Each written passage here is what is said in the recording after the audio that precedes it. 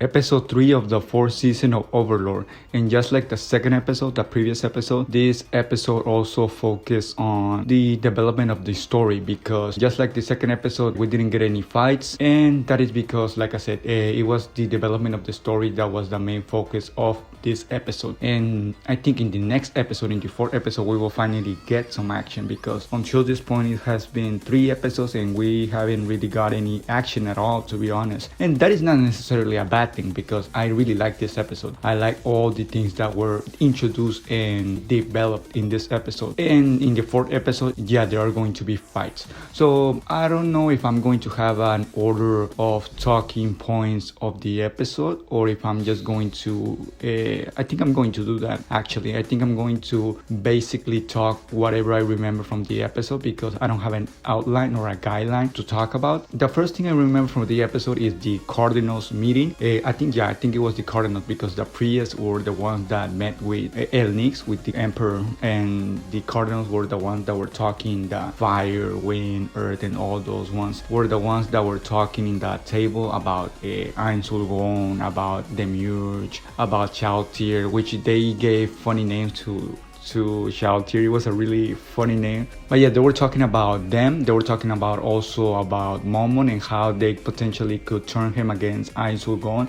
I mean, that was really funny, because I mean, everybody knows, every watcher knows that Ainz is Momon. So I mean, it is pretty funny seeing people talking about potential scenarios that are totally impossible. So yeah, they were talking about the reports that came in from one of the sections of the Black Scripture, I think it was, or a member of the Black Scripture, that gave a report on what happened at the battle of the end of the 3rd season. And basically they were reading the report, they were reacting to the reports. They found them unbelievable, because I mean, everybody will find them unbelievable, because I mean, the things that were written in there, I can only imagine. I mean, there are things written in there that we already know of. For example, that one spell killed 130,000 people, which at the end of the 3rd season it was mentioned that it killed 70,000 people, but that was only the first part of it, of the spell. Now you add the baby creatures or the blessed creatures, I don't remember how Ainz called them, baby creatures, something like that, the chips or whatever. If you add them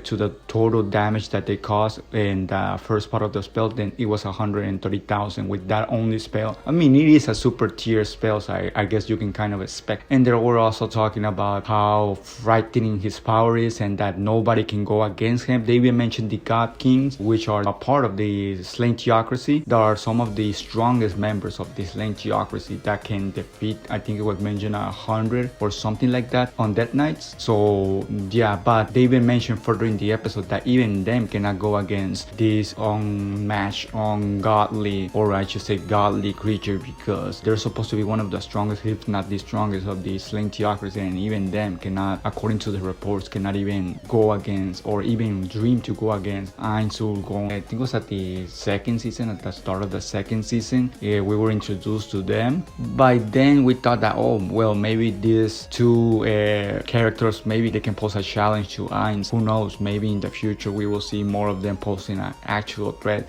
But this episode kind of tells us that even them cannot challenge Ainz. So unless the reports are obviously wrong, then I guess they won't be really a challenge to Ainz. I mean, that doesn't mean that they won't fight Ainz, because I actually think that is going to happen, but I don't know if they are going to pose a threat to him. I mean, in general, nothing poses a threat to him. Of course, maybe in the future there will be a creature that will actually pose a threat for them, but until this moment, I don't think that is going to happen. And yeah, that was, I think, one part of the episode, which was the Slane theocracy talking about Momon, talking about Ainz, talking about his sorcerer kingdom and how to defeat it. And they were talking all things about him, and basically nothing came out of it except for maybe making an alliance behind Ainz back with the Empire, which of course that was never going to happen. I mean, I guess they don't really know how powerful and how you can say how informed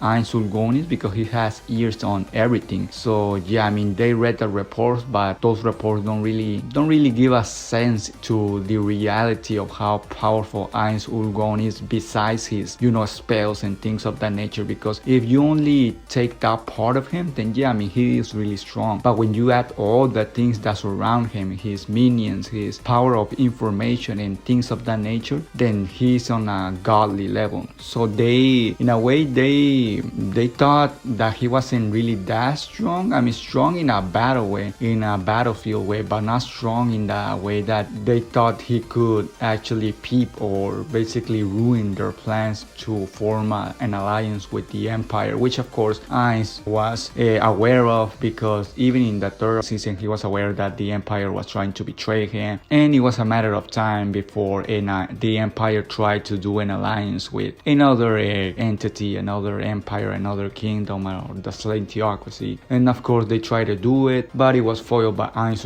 at the end of the episode. And I think Ainz really doesn't care actually, or that not that much, because if he wanted to, he would have killed the priest of the Slane theocracy. He could have killed the Ainz, the emperor. I mean, he just left and went into battle mode to fight the warrior king, I think is his name or something like that. By the way, it's going to be really interesting to see them two fight in the next episode. I don't really think anybody can pose a challenge to Ainz at this moment, but I mean, who knows, maybe somebody really strange, or maybe somebody from the guild is behind the current all metal silverware that the current warrior king is wearing. So let's see what happens in the next episode.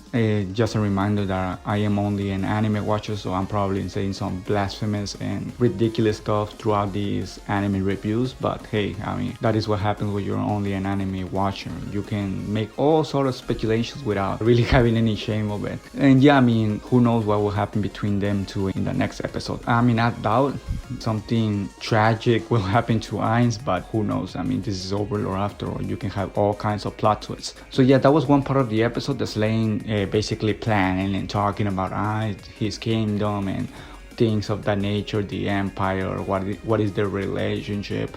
And I mean, the other part of the episode was you can call it the second part of the episode, which was, like I already talked briefly, Ainz meeting with some priests of the Slane theocracy, because they wanna see if the Empire is willing to do an alliance with them. And of course Ainz is all for it, because he's really scared of Ainz. I mean, everybody would be. Even his warriors, his people are retiring in masses because they are so scared, even though they are actually allies with Ainz, even though they have that going for them, they are still so scared that they are basically retiring. They don't want to know anything about it. Imagine what the enemies of the sorcerer kingdom feel like if the allies are that scared. So I mean, I guess the allies, or I should say the enemies, aren't scared that much, because they don't really know how powerful Ainz really is. I mean, they have a sense. The Slane theocracy has a sense from the reports. Their kingdom has a sense, but they don't really know. I mean, if they went one-on-one with Ainz, they would really know how powerful he is. So I mean, I guess at this point the Sorcerer Kingdom allies are more scared of him than the actual enemies. And the plan was foiled, and now Ainz is preparing to fight. We also see that at the start of the episode, Ainz gave a little kiss to Albedo, which I actually think he wasn't going to do. It did caught me by surprise. So yeah, I mean, it is pretty interesting to see that in Overlord. So Albedo went away. She's in her mission trying to basically convince the kingdom to accept that the Sorcerer Kingdom is a true kingdom, is a legitimate entity. The thing with the kingdom and the Empire is that they don't really want to accept that the kingdom exists, the Sorcerer Kingdom I mean exists, because doing that would mean that they are creating an enemy, a ticking bomb on their hands, because the Empire already did, but they did it against their will, and now the Sorcerer Kingdom is trying to convince the kingdom to also do it. And I mean, the problem with that is that, like I said already, they are creating a ticking bomb. So I mean, they will have to eventually accept that they are a legitimate entity, a legitimate nation, but I mean, it's going to be against their will also. And I don't know if it will happen the same with the Slane theocracy, or if they will die in the line, basically not wanting to to accept them as a nation, because they have, the Slane theocracy especially has something really against creatures that are not human, because they even mention that they're trying to in a way convince or change the values of the kingdom into only accepting human beings, unlike Ainz and his potential building nation, that he will accept all living creatures, be it undead, humans, or whatever. So I mean, that is really good of him, unlike, like I said, especially the Slane theocracy that is really against any other form of creature that is not a human being. And yeah, I mean, this episode was especially specific in the way that it handled itself. It was like the second episode. It was more about world building, or I should call it actually story building episode than anything else. It was building the arc of, I don't know how many arcs there's going to be in this fourth season, but it was building the arc that we are currently in. It was giving it basically background, it was giving it depth, and unlike I think the fourth episode where we are actually going to see more action than anything else. Yeah, of course that doesn't mean we cannot get any development at all, but yeah, I mean, I think the fourth episode is going to be really different than the first three. So I mean, that is my episode review. I mean, I don't know what you guys think about this episode. I really liked it. Of course, I like every episode of Overlord, to be honest, one of my favorite animes, so of course I'm kind of biased in that sense. I do this episode reviews raw. I watch the episode, I do the review. That's why sometimes I forget especially important parts that happen in the episode, names and things of that nature. But I mean, that is my honest review, and I like to do it that way. I guess I'll see you all in the next episode review, in the fourth episode review of the anime.